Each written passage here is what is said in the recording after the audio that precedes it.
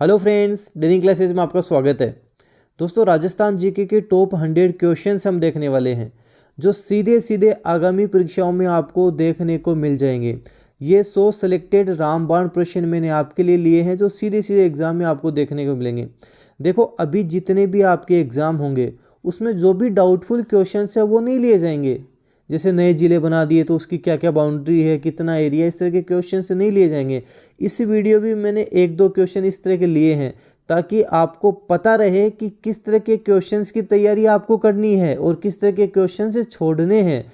इसी तरह मैंने ये सारे क्वेश्चन तैयार किए हैं जो 100% आपको परीक्षा में देखने को सीधे सीधे मिल जाएंगे। मेरे वीडियोस देख लेना, पुराने जो मैंने क्लासेस में जो क्वेश्चंस करवा रखे हैं वो देख लेना, परीक्षा में प्रश्न आए उसमें मिलान कर लेना, सीधे सीधे आपको एग्जाम में देखने को मिल जाएंगे। इसलिए इन प्रश्नों को आप अच्छे से ढंग से आप तैयार करके रखें। इसलिए आपके जो अभी आगामी प्रतियोगिता परीक्षाएं हैं उसमें जो भी आपके टेस्ट सीरीज हैं वो सारी सब कुछ भी इसी तरह तैयार की गई है। जैसे आप डेली क्लासेस की ऐप पर जाओगे, राजस्थान जीके के 500 आपको इंपोर्टेंट क्वेश्चन की PDF फाइल मिल जाएगी, वो आप ले सकते हैं। 500 प्लस 500 मिलेंगी। 500 तो आपसे ऑब्जेक्टिव टाइप के क्वेश्चंस मिलेंगे और 500 वन लाइनर क्वेश्चन भी इसी में आपको मिल जाएंगे। यहाँ पे आपको कृषि पर्यवेक्षक है संपूर्ण राजस्थान जीके, साथ ही आपके जीके के क्वेश्चंस संपूर्ण हिंदी ये आपको मिल जाएगी। सूचना सहायक की आपको केवल 199 में टेस्ट सीरीज मिल जाएगी। इन सब की आप तैयारी कर सकते हैं। तो चलिए हम ये टॉप 100 क्वेश्चंस फटाफट कवर कर लेते हैं जो आपके एग्जाम में सीधे सीधे आपको देखने को मिलेंगे। पहला प्रश्न हमारा कि राजस्थान का कुल क्षेत्रफल कितना है। मैं लिख के दे सकता हूं कि कई स्टूडेंट्स इस प्रश्न में फंसेंगे। अच्छे से पढ़ना, ध्यान से पढ़ना। पूछा कि राजस्थान का कुल क्षेत्रफल कितना है। फर्स्ट ऑप्शन है कि 3,42,239 वर्ग किलोमीटर। बिल्कुल सही बात है, गलत नहीं है, सही बात है। दूसरा ऑप्शन दे रखा कि 1,32,140 वर्ग मील। ये भी बात सही है। वर्ग मील में बात करेंगे तो 132,140 वर्ग मील, ये बात भी सही है। तीसरे में दे रखा कि 10.41%। कहीं ना कहीं ये भी तो सही निकलती है बात, लेकिन ये सही कहाँ निकलेगी जब हमसे पूछेगा राजस्थान का क्षेत्रफल भारत के क्षेत्रफल का कितना प्रतिशत है, तब ये बात सही निकलेगी कि 10.41% है। लेकिन इस प्रश्न में ये सही बात नहीं निकलती, ए और ब सही निकलती है। तो इसका जो सही उत्तर निकलेगा वो होगा ए व ब दोनों। राजस्थान की बात करें, राजस्थान का कुल क्षेत्रफल 3,42,239 वर्ग किलोमीटर है। वर्ग मील में पूछे तो 132,140 वर्ग मील। भारत का कुल क्षेत्रफल 32,87,263 वर्ग किलोमीटर है। राजस्थान का क्षेत्रफल भारत के क्षेत्रफल का 10.41% है। तो क्षेत्रफल की दृष्टि से भारत का सबसे बड़ा राज्य राजस्थान ही है, हमारा राजस्थान ही है।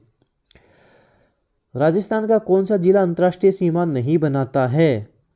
हमें ज़्यादा दिमाग नहीं लगाना, ऑप्शंस दे रखे हैं, ऑप्शन से ही हमें उत्तर निकालना है। पूछा है कि अंतर्राष्ट्रीय सीमा नहीं बनाता। श्रीगंगानगर बनाता है, बीकानेर बनाता है, जैसलमेर बनाता है, बांसवाड़ा नहीं बनाता। अब इस तरह के प्रश्न कि अनूपगढ़ बनाता है, नहीं बनाता, इस तरह के प्रश्न आपसे एग्जाम में नहीं देंगे। इस तरह के प्रश्न पूछे जाएंगे आपसे जिसमें क्वेश्चन से हटे नहीं, क्वेश्चन हटाया नहीं जाए, बोनस अंक ना मिले। इसी तरह के प्रश्न देंगे जिसमें कोई विवाद ना हो, इस चीज का ध्यान रखना आप। अगला है कि निम्न में से पाकिस्तान का कौन सा जिला राजस्थान के साथ सर्वाधिक सीमा बनाता है। पाकिस्तान के जिले कौन कौन से बनाते हैं। बहावलनगर, बहावलपुर, रहीम यार खां, घोटकी, सुक्कुर, खैरपुर, संघर, उमरकोट और थार पारकर, ये बनाते हैं। पूछा सर्वाधिक पाकिस्तान का बहावलनगर, नाम भी सबसे बड़ा है इसका बहावलनगर, और बनाता भी सबसे ज़्यादा है। ऐसे मान लेना बहावलनगर का बहाव ज़्यादा है इसलिए ज़्यादा बनाता है। सबसे कम पूछे तो उमरकोट, उमरकोट, उम्र के अनुसार कोट छोटा होता जाता है तो सबसे छोटा उमरकोट और सबसे ज़्यादा सर्वाधिक बहावलनगर। अच्छा, पाकिस्तान के साथ कितनी बनाते हैं टोटल अंतर्राष्ट्रीय सीमा। 1070 किलोमीटर की बनाते हैं, 1070 किलोमीटर की बनाते हैं। भारत के कितने राज्य राजस्थान के साथ सीमा बनाते हैं। इंडिया के, भारत के टोटल कौन कौन से राज्य। 5 राज्य बनाते हैं। कौन कौन से हैं। पंजाब, हरियाणा, यूपी, MP और गुजरात, ये 5 हैं।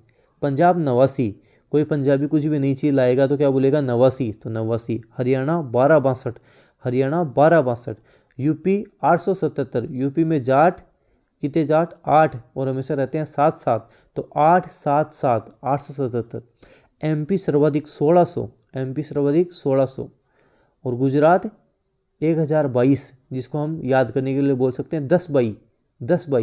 कोई पंजाबी जो है जो गुजरात में जाएगा तो उसके कुछ समझ में नहीं आएगा, तो वो क्या बोलेगा 10 बाई क्या बोल रहा है, तो 10-22। इस तरह से याद कर सकते हो, थोड़ा सा माइंड लगाओगे ना चीज़ें सारी याद होने लग जाएंगी। तो टोटल कितने हो जाएंगे, 5 हो जाएंगे। फिर राजस्थान का कौन सा जिला हरियाणा के साथ न्यूनतम सीमा बनाता है। ये प्रश्न मैंने इसीलिए ऐड किया है, इन प्रश्नों पे ज़्यादा दिमाग मत लगाना।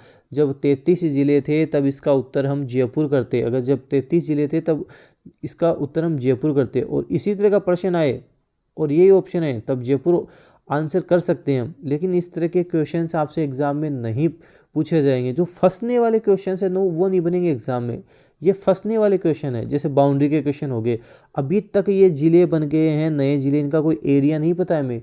जैसे आपको पूछ ले अनूपगढ़ का टोटल क्षेत्रफल कितना है, नहीं बता सकते क्योंकि अभी तक इनका एरिया डिसाइडेड नहीं है। तो इस तरह के प्रश्न आपसे एग्जाम में नहीं बनेंगे, इस तरह के प्रश्नों को नहीं रटना आपको। आगे आगे मैं आपको करवाता जाऊंगा, उसी तरह के प्रश्न आप करें, इन पे ध्यान ना दें। अगर ये 33 जिलों में पूछा जाता तो इसका उत्तर जयपुर होता। अभी हम नहीं बता सकते कि इसका आंसर हम क्या करें। राजस्थान की पूर्व से पश्चिम कुल लंबाई कितनी है। उत्तर से दक्षिण 826 है और पूर्व से पश्चिम 869 है। तो राजस्थान पूर्व से पश्चिम लंबाई ज़्यादा है उत्तर से दक्षिण के बजाय। उत्तर से दक्षिण 826, पूर्व से पश्चिम 869 है। राजस्थान 23 डिग्री 3 मिनट उत्तरी अक्षांश से लेकर 30 डिग्री 12 मिनट उत्तरी अक्षांश, 69 डिग्री 30 मिनट पूर्वी देशांतर से लेकर 78 डिग्री 17 मिनट पूर्वी देशांतर पर स्थित है।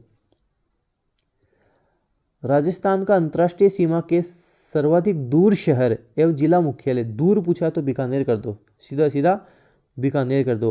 अगर पास में पूछता तो पहले तो श्रीगंगानगर हो रहा था, अब अनूपगढ़ हो रहा है। तो इस तरह के प्रश्न नहीं बनेंगे। ये जरूर बन सकता है कि अंतर्राष्ट्रीय सीमा के सर्वाधिक दूर शहर अभी भी बीकानेर ही होगा, अंतर्राष्ट्रीय सीमा के बीकानेर आंसर होगा। राजस्थान के उन जिलों के नाम बताएं जो अंतर्राष्ट्रीय एवं अंतर्राज्यीय दोनों सीमा बनाते हैं। इस तरह के प्रश्न बन सकते हैं एग्जाम में। ऐसे कौन से जिले हैं जो अंतर्राष्ट्रीय सीमा भी बनाते हैं, अंतर्राज्यीय सीमा भी बनाते हैं। देखो, एक तो गंगानगर तो है लेकिन बीकानेर नहीं है। इसमें भी गंगानगर तो है, जैसलमेर नहीं है क्योंकि जैसलमेर अंतर्राष्ट्रीय बना था केवल। इसमें हम बात करें जैसलमेर नहीं है। और इसमें देखो बाड़मेर भी है, जैसलमेर ऑप्शन 10 ही हो जाएगा। बाड़मेर भी बनाता है, जैसलमेर भी बनाता है, सॉरी गंगानगर भी बनाता है। गंगानगर पाकिस्तान के साथ अंतर्राष्ट्रीय बना रहा है और पंजाब के साथ अंतर्राज्यीय बना रहा है। बाड़मेर की बात करें, ये पाकिस्तान के साथ अंतर्राष्ट्रीय बना रहा है और गुजरात के साथ अंतर्राज्यीय सीमा बना रहा है। ठीक है, वीडियो शेयर जरूर किया करें आप जितना हो सके। 1 नवंबर 1956 को जब राजस्थान का एकीकरण कंप्लीट हो गया था, पूर्ण हो गया था, तब राजस्थान में कुल 26 जिले थे। 26वां जिला कौन सा बना था? 26वां जिला तो अजमेर बना था। अजमेर को क्या है, पहले अजमेर मेरवाड़ा प्रदेश के नाम से जानते थे। अलग से इसकी विधानसभा भी थी, धारा विधानसभा। एकमात्र मुख्यमंत्री रहे हैं हरिभाऊ उपाध्याय, जो त्याग भूमि समाचार पत्र के संपादक भी थे। बचपन का इनका नाम बद्रीनाथ था। इन्हें दास साहब के नाम से भी जानते हैं। ये सारी डिटेल ध्यान रखना आप। राजस्थान का सबसे ऊंचा बांध जाखम बांध किस जिले में है? जाखम बांध प्रतापगढ़ जिले में। कहाँ है? ऊंचाई कितनी है? 81 मीटर इसकी ऊंचाई है। प्रसिद्ध सीता माता अभ्यारण्य राजस्थान के किस जिले में? सीता माता अभ्यारण्य तो प्रतापगढ़ में ही, जहाँ उड़न गिलहरियां पाई जाती हैं। चीतल की मातृभूमि कहलाता है। तो प्रतापगढ़ आपको नाम ध्यान रखना है। सीता माता अभ्यारण्य राजस्थान के प्रतापगढ़ में। अगला प्रश्न है हमारे पास कि पश्चिमी मरुस्थलीय प्रदेश राजस्थान की कितने प्रतिशत भूभाग पर है? पश्चिमी मरुस्थलीय प्रदेश जो 33 सागर का अवशेष है, कितने प्रतिशत भूभाग पर है? ये 61.11% भूभाग पर है। यहाँ पे 40% जनसंख्या निवास करती है। 61.11% भाग पर है। सोचो कितने ज़्यादा राजस्थान के कितने भाग पर, तो पश्चिमी मरुस्थलीय प्रदेश ही हो गया, फर्स्ट डिवीजन ले लिया। तो 61.11% भाग पर है, 40% जनसंख्या निवास करती है। अब ये नीचे ऑप्शन 6 और 10 दे रखा है, 9 और 10। तो ये 9 क्या है? ये 9 की हम बात करें, अरावली पर्वतीय प्रदेश 9% भाग पर है, जहाँ 10% जनसंख्या निवास करती है। ये भी ध्यान रखना साथ। अगला है कि पूर्वी मैदानी भाग राजस्थान के कितने प्रतिशत भूभाग पर है। पूर्वी मैदानी भाग की बात करें राजस्थान के 23% भूभाग पर है, यहाँ 39% जनसंख्या निवास करती है। ये पूर्वी मैदानी भाग है जो एरिया कम है और जनसंख्या अधिक है। और आपसे पूछ ले दक्षिण पूर्वी पठारी, तो हम बात करें ये 6.89% भाग पर, जहाँ 11.11% जनसंख्या निवास करती है। सारा ये आपको ध्यान रखना है। पश्चिमी मरुस्थलीय प्रदेश राजस्थान के कितने जिलों में फैला हुआ है। पहले ही हम बात करें तो पहले ये 12 जिलों के अंतर्गत आता था, अब तो जिले भी ज़्यादा हो गए, तो अभी इसमें कोई फिक्स नहीं कह सकते। अगर प्रश्न पूछेगा तो आपसे पुराना ही ये प्रश्न बनेगा, क्योंकि पहले हम बात करें तो 4 तो अंतर्राष्ट्रीय जिले आ जाते थे। जालोर आ जाता था, पाली आ जाता था, जालोर पाली आ जाता था, नागौर आ जाता था, जोधपुर आ जाता था, हनुमानगढ़ वाला क्षेत्र आ जाता था। इस तरह से टोटल 12 ये बन जाते थे। अब की बात करें तो अब हम फिक्स नहीं कह सकते कि कितने ज़िले बनेंगे। शेखावटी वाले क्षेत्र भी इसमें आते थे, सीकर, चूरू, झुंझुनू। तो 4 तो अंतर्राष्ट्रीय, 3 शेखावटी के हो गए 7, और 3 जालोर पाली नागौर 10, 2 हो गए जोधपुर और हनुमानगढ़। इस तरह से 12 बन रहे थे, लेकिन अब तो ज़िले ज़्यादा कर दिए, अनूपगढ़ भी कर दिया। इसी क्षेत्र में हम बात करें फलोदी वाला क्षेत्र भी हो गया, तो अभी काफ़ी ज़िले हो गए। तो इस तरह के प्रश्न में भी डाउटफुल रहेगा, तो हो सकता है इस तरह के प्रश्न आपसे न पूछे जाएँ। थार के मरुस्थल का ढाल किस तरह है। ये जो प्रश्न है ना 15वां प्रश्न, ये सदाबहार प्रश्न है। मतलब ये प्रश्न तो आज भी बनेगा, 10 साल बाद भी बनेगा, हमेशा बनेगा। थार के मरुस्थल का ढाल किस तरफ है, और हमेशा इसी तरह भी रहना। ढाल किधर है, उत्तर पूर्व से दक्षिण पश्चिम की ओर है, उत्तर पूर्व से दक्षिण पश्चिम की ओर है। प्रश्नों को आप समझा करो। प्रश्नों का एक क्राइटेरिया होता है जो एग्जाम में बनते हैं, तो उन चीज़ों को जब आप समझने लग जाओगे, समझोगे, जब ज़्यादा स्टडी करोगे, पढ़ोगे, अपने आप समझ में आने लग जाएगा। थार का नखलिस्तान किसे कहते हैं। लाठी सीरीज को थार का नखलिस्तान कहते हैं। आप जब यूट्यूब पे जाओगे, डेनियल क्लासेज राजस्थान जियोग्राफी देखोगे, सारी चीज़ें मैंने करवा रखी हैं। और ऐसा भी नहीं है कि आपका बहुत ज़्यादा समय लिया है, काफ़ी कम समय में करवा रखी है। लाखों लोगों ने वीडियोज़ भी देखे हैं, उनको आप देखोगे सारी चीज़ें समझ जाओगे। जैसे चांदन नलकूप देर का है, ये थार का गढ़ा कहलाता है। थार का नखलिस्तान लाठी सीरीज कहलाती है। सेवन घास का साइंटिफिक नाम क्या है। सेवन घास का साइंटिफिक नाम क्या है बताओ। टिकोमेला अंडुलेटा है क्या, या अर्डियोटिस नाइग्रिसेप्स है, गजेला बेनेटी, लेसियूरस सिंडिकस। सेवन घास को हम लेसियूरस सिंडिकस कहते हैं। अर्डियोटिस नाइग्रिसेप्स राजस्थान का जो राज्य पक्षी है गोडावण, उसका साइंटिफिक नेम है। और हम बात करें गजेला बेनेटी, ये चिंकारा का साइंटिफिक नेम है। चिंकारा का ये साइंटिफिक नेम है, ये भी ध्यान रखना। क्षेत्रफल की दृष्टि से राजस्थान का सबसे बड़ा अभ्यारण्य कौन सा है। एरिया क्षेत्रफल की दृष्टि से राष्ट्रीय मरुउद्यान जैसलमेर का राष्ट्रीय मरुउद्यान, जो 3162 वर्ग किलोमीटर में फैला हुआ। 3162, 31 दूनी 62, ऐसे याद रख लेना, 3162 में फैला हुआ है। ठीक है। जैसलमेर का कौन सा गांव रेगिस्तान के मार्च के लिए जाना जाता है। जैसलमेर का नाचना गांव जाना जाता है। रेगिस्तान का मार्च क्या होता है। रेगिस्तान का मार्च मतलब होता है रेगिस्तान का आगे बढ़ना, इसे ही रेगिस्तान का मार्च कहते हैं। रेगिस्तान का आगे बढ़ना रेगिस्तान का मार्च कहलाता है। अगला प्रश्न काफ़ी इंपॉर्टेंट है, एग्जाम में बन सकता है, ध्यान से समझना इसको, कि 2 बालुका स्तूपों के मध्य निम्न भूमि क्षेत्र, बालुका स्तूप जो मिट्टी के टीले बन जाते हैं, निम्न भूमि क्षेत्र। अब मिट्टी का टीला ऊंचा उठ गया, उसके जो निम्न नीचे वाला एरिया हो गया निम्न भूमि क्षेत्र, जहाँ वर्षा का जल एकत्रित होगा, बिल्कुल होगा, और होने से क्या होगा, एक झील सी बन जाएगी, पानी इकट्ठा हो जाएगा। बड़े बड़े क्षेत्र में ये जैसलमेर के क्षेत्र में होता है, बड़े बड़े क्षेत्र में ये होता है, पानी इकट्ठा हो जाएगी, एक झील बन जाएगी। इस झील को क्या बोल देंगे, इसे हम पलाया झील बोलेंगे। मतलब 2 बालुका स्तूप रेत के टीले बने, उसके निम्न भूमि क्षेत्र नीचे वाला एरिया जहाँ पे बरसात आई, जल इकट्ठा हो गया और एक झील टाइप से बन गया, उसको क्या बोलना है, उसे पलाया झील बोल देना है, उसे पलाया झील बोलेंगे। ठीक है। प्राचीन काल में जैसलमेर के पालीवाल ब्राह्मणों द्वारा की जाने वाली कृषि खड़ीन कृषि कहलाती है। खड़ीन कृषि, जैसलमेर के पालीवाल ब्राह्मण जो कृषि करेंगे, खड़ीन कृषि कहलाती है। देखो, 2 बालुका स्तूपों के मध्य निम्न भूमि क्षेत्र, वर्षा का जल एकत्रित हुआ, अस्थायी झील बन गई, उसे हम पलाया झील बोल देते हैं। क्या, पलाया झील। जब ये दलदली क्षेत्र हो जाता है, थोड़ा सूख सा जाता है, दलदली क्षेत्र, ये रन या टाट कहलाता है, इसे रन या टाट कहलाता है। मैदानी भागों में परिवर्तित हो जाएगा तो इसे ही हम बालसन के मैदान कह देंगे। यहाँ जो कृषि की जाएगी उसे हम खड़ीन कृषि कह देंगे। और ये जो खड़ीन कृषि कौन करेंगे, ये जैसलमेर के पालीवाल ब्राह्मण करेंगे। तो ये चीज़ें ध्यान रखनी है। केंद्रीय शुष्क अनुसंधान संस्थान काजरी का मुख्यालय कहाँ है? काजरी आफरी दोनों का मुख्यालय जोधपुर में है। काजरी का भी जोधपुर, आफरी का भी जोधपुर। ठीक है। काजरी की स्थापना हुई थी 1959 में और आफरी की स्थापना 1985 में हुई थी। तो काजरी और आफरी दोनों का मुख्यालय जोधपुर में ही है। अरावली पर्वतीय प्रदेश किसका अवशेष है? अरावली पर्वतीय प्रदेश गोंडवाना लैंड का अवशेष है। गोंडवाना लैंड का अवशेष है। ये हमारा जो मरुस्थलीय प्रदेश है टेथीस सागर का अवशेष है। सोचने की बात है कि आज जहाँ पे मरुस्थल है, किसी जमाने में वहाँ पे टेथीस सागर रहा था, टेथीस सागर था। आज भी वहाँ पे जो अवशेष मिलते हैं उसमें पता लगता है कि किसी समय यहाँ पे टेथीस सागर था। अरावली पर्वतीय प्रदेश किसका अवशेष है? गोंडवाना लैंड का अवशेष। अरावली पर्वतमाला की टोटल लेंथ पूछिए, कुल लंबाई। अगर कुल लंबाई पूछे 692 किलोमीटर, राजस्थान में पूछे तो 550 किलोमीटर। तो लगभग हम निकाल के देखें 70, 140, लगभग 80% के आसपास तो ये राजस्थान में हो जाएगी। तो अरावली पर्वतमाला की कुल लंबाई पूछिए 692, राजस्थान में पूछे तो 550 किलोमीटर। राजस्थान में सर्वाधिक वर्षा वाला स्थान कौन सा है? थोड़ा सा माइंड नहीं लगाया, प्रश्न गलत कर दिया। माइंड लगा लोगे सही हो जाएगा। पूछा कि राजस्थान में सर्वाधिक वर्षा वाला स्थान कौन सा है? स्थान माउंट आबू है, स्थान है ये माउंट आबू। जिला पूछे तो झालावाड़ हो जाएगा, जिला झालावाड़। सर्वाधिक वर्षा राजस्थान के किस जिले में होती है? बिल्कुल सही बात है, झालावाड़ में होती है। स्थान पूछे तो माउंट आबू करना है।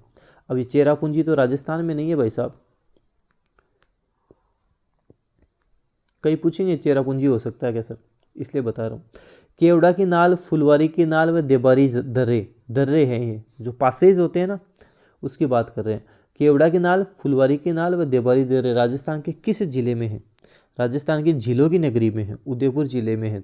केवड़ा की नाल, फुलवारी की नाल, देबारी दर्रे कहाँ है? उदयपुर में है। देसूरी की नाल, सोमेश्वर नाल दर्रे ये पाली में है। देसूरी की नाल और सोमेश्वर नाल दर्रे ये दर्रे पाली में है। उत्तरी अरावली की सबसे ऊंची चोटी का नाम बता दो। रघुनाथगढ़ है। उत्तरी अरावली की सबसे ऊंची चोटी रघुनाथगढ़ है। समझ में नहीं आ रहा क्या उत्तरी अरावली है तो एक बार यूट्यूब पे जाना, डेनियल क्लासेस ज्योग्राफी में वीडियोस देख लेना, समझ में आ जाएगा। उदयनाथ की पहाड़ियाँ कहाँ हैं? उदयनाथ की पहाड़ियाँ कहाँ हैं?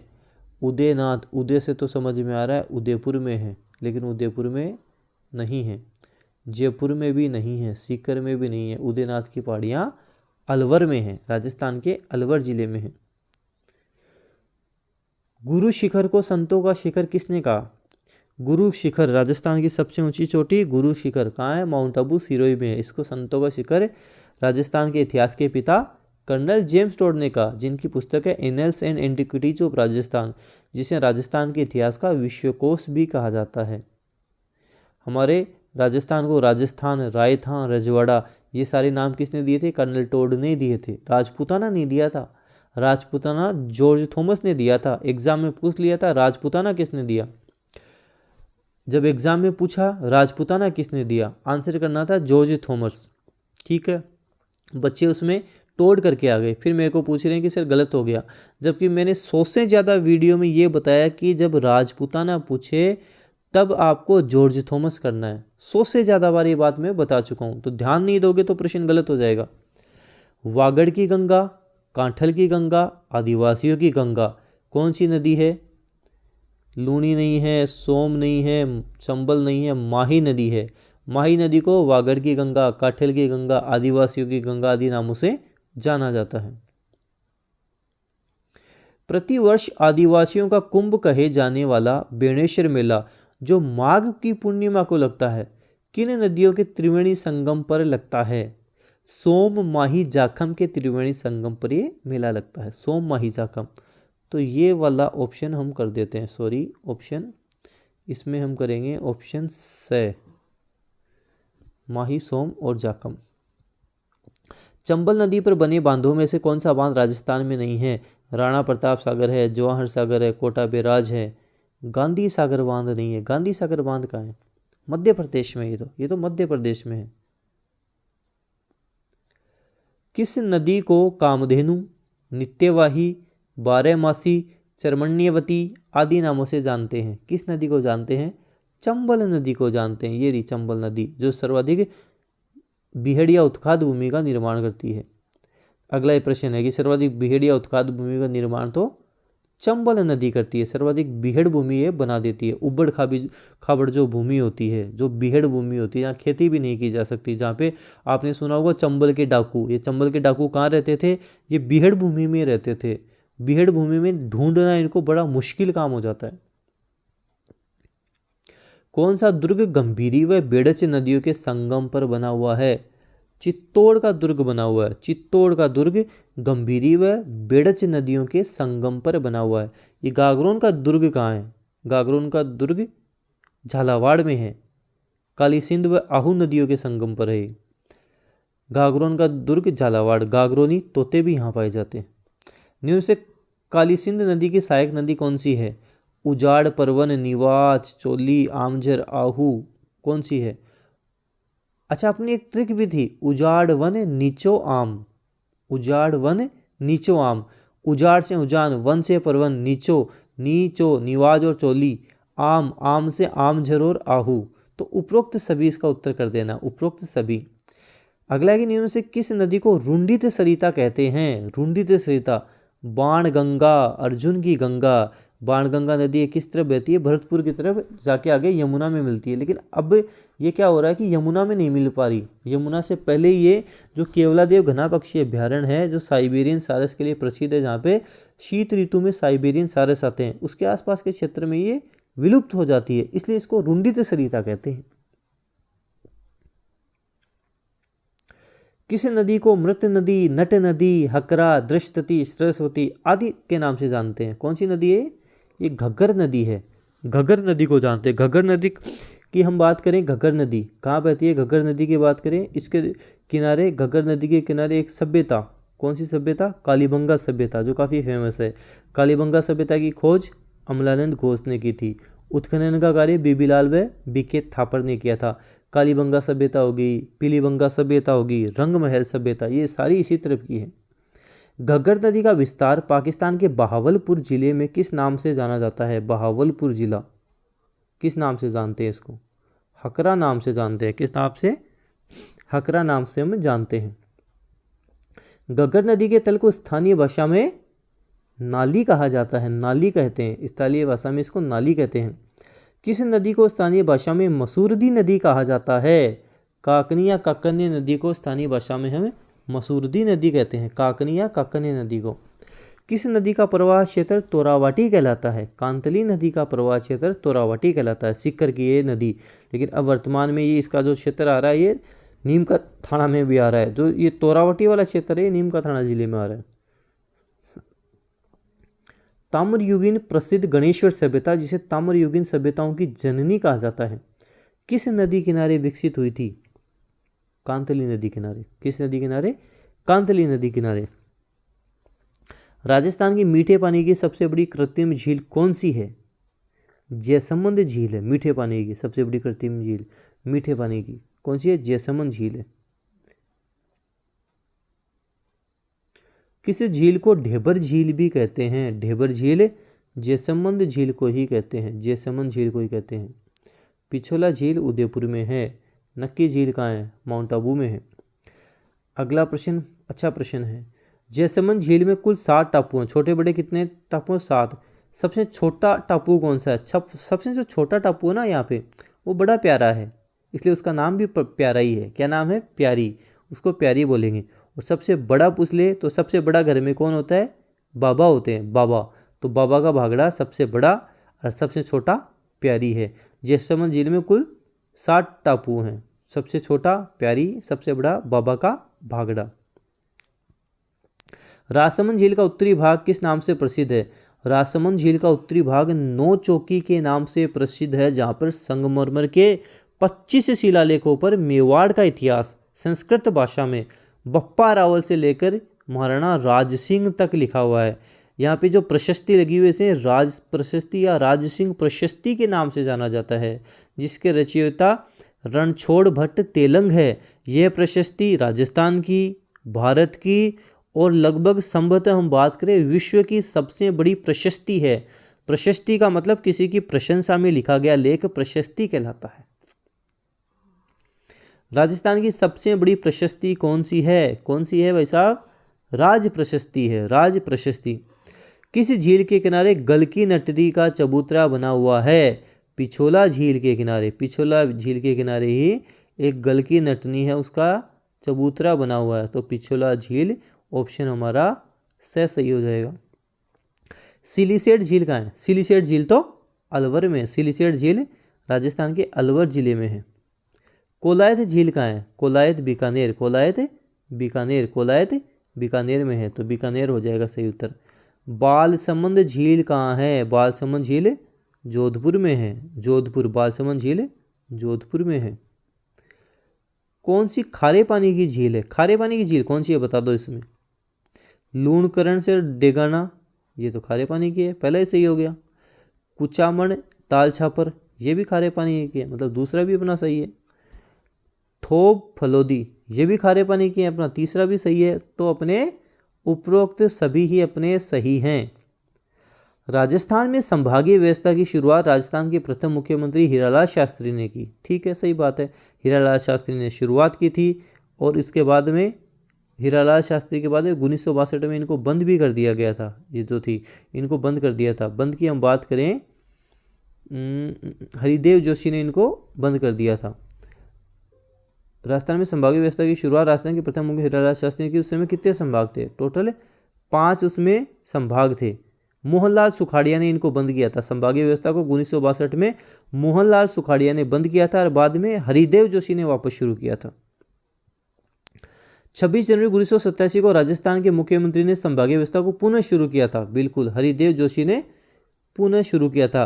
62 में मोहनलाल सुखाड़िया ने बंद कर दिया था, हरिदेव जोशी ने शुरू किया था। वह कुल 6 संभाग बने। बिल्कुल सही बात है। वर्तमान में 10 संभाग हो गए। अभी मैंने ट्रिक के साथ आपको बताया भी था पिछले वीडियो में, 10 संभाग याद भी करवाए थे। अगर वर्तमान में पूछ ले तो अब 10 संभाग हो गए हैं। राजस्थान की प्रथम बाघ परियोजना रणथंभौर बाघ परियोजना को कब शुरू किया गया था? 1973 में शुरू कर दिया गया था, 1973 में। रणथंभौर नेशनल पार्क के बारे में कौन सा कथन गलत है? 1955 में अभ्यारण्य का घोषित किया गया, ये तो सही है। 1973 में राजस्थान की पहली बाघ परियोजना हुई, ये भी सही है। 1 नवंबर 1980 को इसे राष्ट्रीय उद्यान घोषित किया, ये भी सही है। यह राजस्थान का सबसे छोटा राष्ट्रीय उद्यान है, ये गलत बात है, तो ये गलत है। सबसे छोटा नहीं है, ये सबसे बड़ा होगा, सबसे बड़ा होगा। ऑप्शन द इसका उत्तर हो जाएगा। अगला कि कौन सा अभ्यारण्य जंगली मुर्गों के लिए प्रसिद्ध है एवं वहां एंसिस डिकिलेप्ट्रा पादप पाया जाता है? ये तो अच्छा प्रश्न है। कौन सा है? माउंट आबू अभ्यारण्य। जंगली मुर्गे यहीं मिलेंगे आपको, माउंट आबू अभ्यारण्य में जंगली मुर्गे मिल जाएंगे और यहाँ पे एंसिस डिकिलेप्ट्रा पादप भी देखने को मिल जाएगा।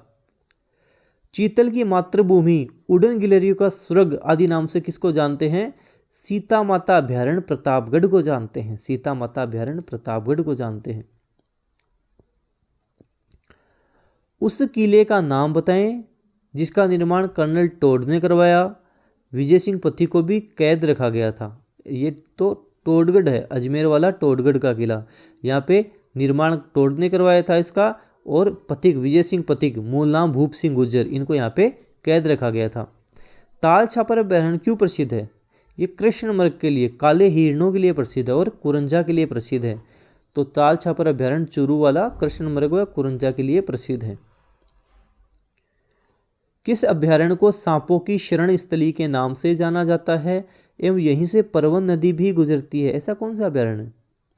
शेरगढ़ अभ्यारण्य। नाम तो शेर है और पाए सांप जाते हैं, नाम शेर है और सांपों की शरण स्थली के नाम से जानते हैं। परवन नदी भी यहाँ से गुजरती है। रामसागर केसरबाग वन विहार अभ्यारण्य राजस्थान के धौलपुर जिले में है, राजस्थान के धौलपुर जिले में है। बंद बरेठा अभ्यारण्य भरतपुर में है, बंद बरेठा अभ्यारण्य का भरतपुर में है। बंद बरेठा अभ्यारण्य भरतपुर में है। गोडावन को राज्य पक्षी का दर्जा कब मिला? गोडावन, लास्ट में तो वन है, तो लास्ट में तो वन आएगा। ये चार ऑप्शन दे रखे हैं, कौन से में लास्ट में वन है? फर्स्ट में वन है, तो गोडावन 1981 में। एडियोटिस नाइग्रीसेप्स, साइंटिफिक नेम है एडियोटिस नाइग्रीसेप्स। इसे हुकना, गुधनमेर, सोहन चिड़िया, ग्रेट इंडियन बस्टर्ड आदि नामों से भी जानते हैं।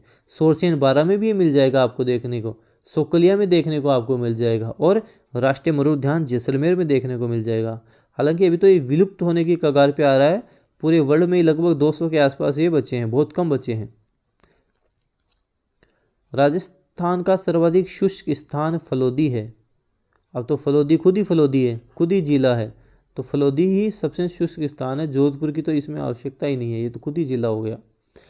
शीत ऋतु में राजस्थान में भूमध्य सागर से उत्पन्न पश्चिमी विक्षोभों से होने वाली वर्षा क्या कहलाती है? इस तरह के प्रश्न आपके एग्जाम में छपने वाले हैं, ज़्यादा बनेंगे इस तरह के प्रश्न। शीत ऋतु में जो भूमध्य सागर से जो तूफान उठते हैं, चक्रवाती वर्षा होती है पश्चिमी विक्षोभों से, जिसे हम बोलते हैं। ये जो क्वेश्चन है ना, इसमें भी एक दो क्वेश्चन आपके एग्जाम में बन सकते हैं कि शीत ऋतु में भूमध्य सागर से पश्चिमी विक्षोभ से ये वर्षा होती है, क्या बोलते हैं? मावठ बोलते हैं। ये मावठ रब्बी की फसल के लिए बहुत अच्छी रहती है। रब्बी की फसलों की बात करें, गेहूं, जौ, चना, सरसों, ये सारे रब्बी की फसलें होती हैं। मिट्टी में खारापन व क्षारीय समस्या का क्या समाधान है? खेतों में आप जिप्सम का प्रयोग करो, देखें ये खारापन, क्षारीय की समस्या सब खत्म हो जाएगी। खेतों में जिप्सम का प्रयोग करके देखो। अम्लीय मिट्टी को किससे सही करोगे? अम्लीय मिट्टी है तो चूना लगाओ। अम्लीय मिट्टी चूना से सही कर सकते हैं, अम्लीय मिट्टी को चूना से सही किया जा सकता है। राजस्थान में घग्गर के बाढ़कृत मैदानों में पाई जाने वाली मिट्टी कौन सी है? घग्गर के जो बाढ़ वाले मैदान है उसमें कौन सी मिट्टी पाई जाएगी? उसमें हम बात करेंगे, उसमें भूरी दोमट मिट्टी मिलेगी। भूरी मटियार दोमट मिट्टी आपको मिल जाएगी। ऑप्शन फर्स्ट इसका सही उत्तर हो जाएगा, भूरी मटियार दोमट मिट्टी। राजस्थान में मारवाड़ी नस्ल की बकरी का प्रजनन एवं अनुसंधान केंद्र कहाँ है? मारवाड़ी नस्ल की बकरी का अनुसंधान केंद्र तो टोंक में है, टोंक में है। जैसलमेर जिले की मुख्य मवेशी की नस्ल का नाम थारपारकर। जैसलमेर में तो थारपारकर, वैसे ये क्षेत्र भी है थारपारकर, तो जैसलमेर में थारपारकर। ऊंट की नाचना नस्ल जैसलमेर में मिलेगी आपको। ऊंट की नाचना नस्ल कहाँ मिलेगी? जैसलमेर में मिलेगी। कौन सा सुमेलित नहीं है? नागौरी गाय है, नाली भेड़ भी है, शेखावटी की बकरी है, मालपुरी भेड़ होती है। मालपुरी ये भेड़ है, भेड़ होगी ये, तो ऑप्शन द गलत हो जाएगा इसमें। पशु अनुसंधान केंद्र कोडमदेसर बीकानेर। जैसे नाम आए ना इन चीज़ों का वैसे बोल दिया करो। नाम आते ही कोडमदेसर का नाम आए सीधा बोलो बीकानेर। कोडमदेसर कहाँ है? बीकानेर में है। राष्ट्रीय ऊंट अनुसंधान केंद्र कहाँ स्थित है? बीकानेर में है। ऊंट महोत्सव कहाँ का प्रसिद्ध है? बीकानेर का ही प्रसिद्ध है। मरु महोत्सव कहाँ का प्रसिद्ध है? मरुस्थल का प्रसिद्ध है। और मरुस्थल वाला क्षेत्र कौन सा है? जैसलमेर है, जैसलमेर है। थार महोत्सव बाड़मेर का प्रसिद्ध है। राष्ट्रीय बकरी अनुसंधान केंद्र कहाँ स्थित है? बकरी अविकानगर टोंक में है। बकरी अनुसंधान केंद्र अविकानगर टोंक में है।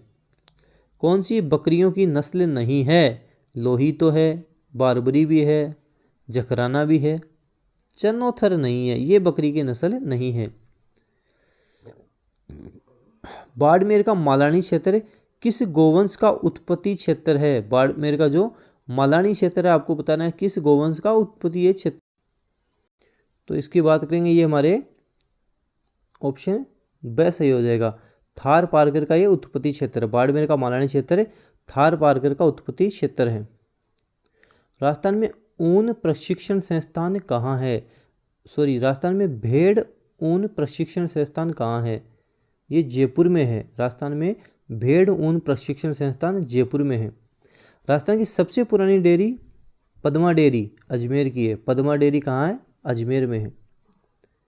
राजस्थान में घास के मैदान या चारागाहों को क्या बोलते हैं? बीड़ बोलते हैं, बीड़। बीहड़ उत्खाद भूमि तो ये चंबल नदी बनाती है। आपसे पूछा घास के मैदान चारागाहों को, तो बीड़ बोलते हैं, बीड़। इस शेखावटी वाले क्षेत्र में आपको बीड़ ज़्यादा देखने को मिलेंगे। राजस्थान की निम्न से कौन सी फसल मावठ से लाभान्वित नहीं होती? मावठ सर्दी में और सर्दी में फसल कौन कौन सी होगी? गेहूँ, जौ, चना, सरसों ये होगी, कपास नहीं होगी, तो कपास लाभान्वित नहीं है। राजस्थान में निम्न में से किस जिले में अफीम का सर्वाधिक उत्पादन होता है? राजस्थान में सर्वाधिक चित्तौड़गढ़ में होता है। चित्तौड़गढ़ में अफीम का सर्वाधिक उत्पादन होता है। अभी लेटेस्ट न्यूज़ आई है कि म्यांमार में इस वर्ष सर्वाधिक अफीम हुआ है। राजस्थान की बात करें, चित्तौड़गढ़ में होता है। शेखावटी के अंतः प्रवाही क्षेत्र में निर्मित कच्चे जल स्रोत को किस नाम से जाना जाता है? जो कच्चे जल के स्रोत होते हैं उन्हें हम नाड़ा नाम से जानते हैं। नाड़ा, क्या नाम से? नाड़ा। फिर राजस्थान सौर ऊर्जा नीति कब जारी की गई? इंपोर्टेंट प्रश्न है, एग्जाम में बिल्कुल छपने वाला प्रश्न है। कब जारी की गई? 8 अक्टूबर 2014 को जारी की गई। राजस्थान सौर ऊर्जा नीति 8 अक्टूबर 2014। 8 अक्टूबर 2014 राजस्थान सौर ऊर्जा नीति, रट लेना अच्छे से। राजस्थान का नाभिकीय, हम बात करें राजस्थान का नाभिकीय बिजली संयंत्र कहाँ स्थित है? नाभिकीय बिजली संयंत्र की यहाँ पे ये हमारे रावतबाटा में है। कहाँ पे है? ऑप्शन इसका हम बात करेंगे रावतबाटा, ऑप्शन ब सही हो जाएगा। राजस्थान राज्य औद्योगिक विकास एवं विनियोजन निगम रिको की स्थापना कब हुई थी? 1980 में हुई थी। रिको की स्थापना कब हुई? 1980, ऑप्शन स 1980। फिर है खुशखेड़ा औद्योगिक क्षेत्र राजस्थान के किस जिले में स्थित है? खुशखेड़ा औद्योगिक क्षेत्र राजस्थान के किस जिले में आपको बताना है? तो खुशखेड़ा औद्योगिक क्षेत्र की बात करें राजस्थान के अलवर जिले में, अलवर जिले में है। अगला, राजस्थान में मीनाकारी की थेवा कला के लिए कौन सा स्थान प्रसिद्ध है? थेवा कला प्रतापगढ़। थेवा कला का नाम आते ही सीधा बोलो प्रतापगढ़। थेवा कला प्रतापगढ़। कृपाल सिंह शेखावत को किस कला को देश विदेश में पहचान दिलाने के लिए पद्मश्री से सम्मानित किया गया था? ब्लू पोट्री के लिए। ब्लू पोट्री के लिए से देश विदेश में कृपाल सिंह शेखावत को सम्मानित किया गया था। ब्लू पोट्री कहाँ की प्रसिद्ध है? जयपुर की प्रसिद्ध है। जयपुर की प्रसिद्ध है, आपको ध्यान रखना, जयपुर की प्रसिद्ध है। अगला कि मोती भारत किस जिले की पारंपरिक कढ़ाई का नाम है? जालोर की। जालोर की पारंपरिक कढ़ाई का नाम है मोती भारत। अच्छा, जालोर का ढोल नृत्य भी काफ़ी प्रसिद्ध है, ध्यान रखना। तो मोती भारत जालोर। कौन सा सुमेलित नहीं है? थेवाकला प्रतापगढ़ सही है। मीनाकारी जयपुर सही है। टेराकोटा मोलेला राजसमंद सही है। अजरक प्रिंट तो बाड़मेर का प्रसिद्ध है, तो ऑप्शन से गलत है। अजरक प्रिंट बाड़मेर करना है। अगला कि राजस्थान राज्य पथ परिवहन की स्थापना कब हुई थी? राजस्थान राज्य पथ परिवहन निगम की स्थापना 1964 में हुई थी। 1964, 1964। अगला प्रश्न है कि कोयला भंडार जो बीकानेर में स्थित है वह है कौन सा? जो बीकानेर में स्थित है, तो हम बात करेंगे इसमें कपूरडी बीकानेर में स्थित है। कपूरडी बीकानेर में स्थित है। मंगला, भाग्यम और ऐश्वर्या क्या हैं? ये बाड़मेर के तेल क्षेत्र हैं। बाड़मेर के तेल क्षेत्र मंगला, भाग्यम, ऐश्वर्या। वर्तमान में जोधपुरा सभ्यता राजस्थान के किस जिले में है? वर्तमान में जोधपुर सभ्यता न तो जयपुर में आती है न जोधपुर में आती है, ये कोटपुतली बहरोड में आती है। कहाँ आती है? कोटपुतली बहरोड में आती है। एक ये प्रश्न, कोयला भंडार जो बीकानेर में स्थित, इसको नहीं है करो, स्थित नहीं है, क्या करना है? नहीं है, क्योंकि कपूरडी बाड़मेर में है। कपूरडी बाड़मेर में है। बाकी बरसिंहसर, पलाना और गूडा ये तीनों बीकानेर में स्थित है। तो कोयला भंडार जो बीकानेर में स्थित नहीं है कर लो, ये ज़्यादा सही रहेगा। कौन सा नहीं है? बरसिंहसर है, पलाना है, गूडा ये बीकानेर में। कपूरडी बाड़मेर में है। कपूरडी बाड़मेर में, ध्यान देना, कपूरडी बाड़मेर में है। मंगला, भाग्य, ऐश्वर्या क्या है? बाड़मेर के तेल क्षेत्र है। फिर हमने बात की थी कि वर्तमान में जोधपुरा सभ्यता, अगर वर्तमान की बात करें 50 जिलों की, तो कोटपुतली बहरोड वाला क्षेत्र इसमें आ जाएगी। अंतिम प्रश्न है कि गणेश्वर सभ्यता वर्तमान में राजस्थान के किस जिले में है? अभी जो मैं आपको YouTube पे पढ़ा रहा हूँ उसमें इस तरह के प्रश्न मैंने आपको कई बार करवा दिए, नए जिलों में भी करवा रहा हूँ। गणेश्वर सभ्यता अभी नए जिले में मैं आपको किसी एक नए जिले में करवाया था, इसी के बारे में डिटेल से बताया था। तो सब कमेंट बॉक्स में कमेंट करके बताएं कि गणेश्वर सभ्यता वर्तमान में राजस्थान के किस जिले में है। इसी तरह के प्रश्न अगर आप चाहते हैं मैं और लेकर आऊँ तो आप वीडियो जितना ज़्यादा हो सके आप शेयर ज़रूर करें और चैनल सब्सक्राइब करके आप रख लें, ताकि नए वीडियोज़ आएँ, अपडेट आए, एग्ज़ाम से संबंधित कोई अपडेट आए तुरंत प्रभाव से आपका मिले, गवर्नमेंट जॉब लगे, आपको सक्सेस मिले। धन्यवाद।